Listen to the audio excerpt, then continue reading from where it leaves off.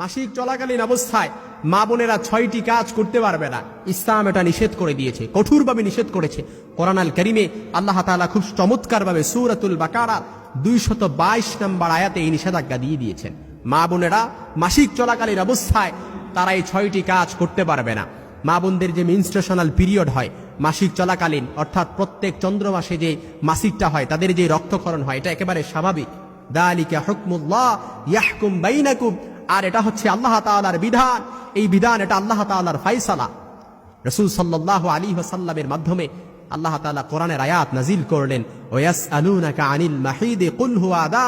হে রাসূল, লোকেরা যখন আপনার কাছে মাসিক সম্পর্কে জিজ্ঞেস করেন, আপনি বলে দেন এটা খুব কষ্টকর, এটা যেন তেন কোনো বিষয় নয়, এটা খুব কষ্টকর। এজন্য কোনো ছোট যারা মাসিক নতুন হয়, যারা পিরিয়ড হয়, মা আছে, আপনি আপনার মেয়েকে বুঝান। বড় বোন থাকলে ছোট বোনকে বুঝান, এই মাসিক সম্পর্কে এই লজ্জা নয়, এগুলো জানতে হবে। এটা হচ্ছে আল্লাহর বিধান, ফরজ বিধান। এই বিধান সম্পর্কে আপনাকে জানতে হবে। এজন্য ইসলাম মা বোনদের মাসিক চলাকালীন অবস্থায় ৬টি কাজ নিষেধ করেছেন। এর ১ নাম্বার হচ্ছে মাসিক চলাকালীন অবস্থায় তাদের জন্য সহবাস করা হারাম করে দিয়েছেন। অর্থাৎ স্ত্রীদের প্রতি যদি কোনো স্বামী যদি সহবাস করে, এটা হারাম হয়ে যাবে।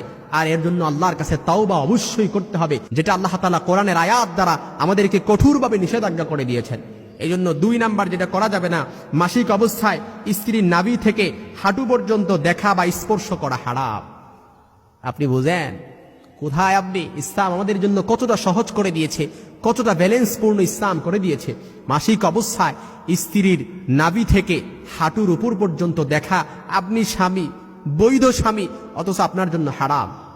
ভালো করে গানগুলো খরগোশের গানের মতো খাড়া করে শুনে নেন আর ভালো করে বুঝে নেন। ৩ নাম্বার, মাসিক অবস্থায় নামাজ পড়া যাবে না এবং তার কাজা স্ত্রীদের জন্য মাফ, নারীদের জন্য মাফ। সুবহানাল্লাহ বিহামদি। ইসলাম কতটা ব্যালেন্সপূর্ণ, কতটা সহজ।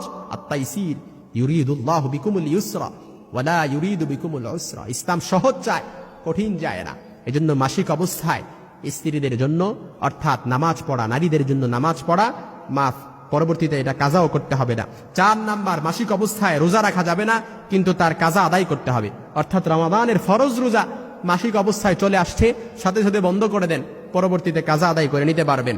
৫ নাম্বার, মাসিক অবস্থায় কোরআন শরীফ স্পর্শ করা বা মুখে উচ্চারণ করা আপনার জন্য হারাম।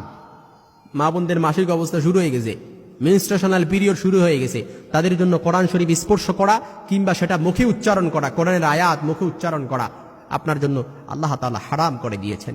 ৬ নাম্বার, মাসিক অবস্থায় আপনার স্ত্রীর সাথে শোয়া, তাকে কিংবা চুম্বন করা, আলিঙ্গন করা জায়েজ আছে, কিন্তু আপনার জন্য সহবাস করা